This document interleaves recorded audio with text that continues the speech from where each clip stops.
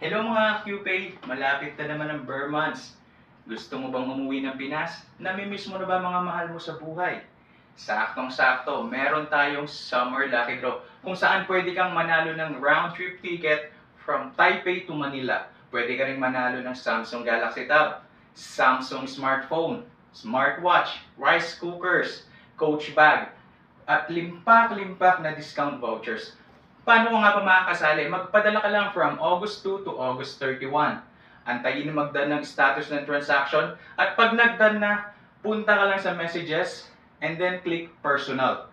I-click mo lang ang notification kung saan nakasulat ang lucky draw at automatically ay kasali ka na sa raffle.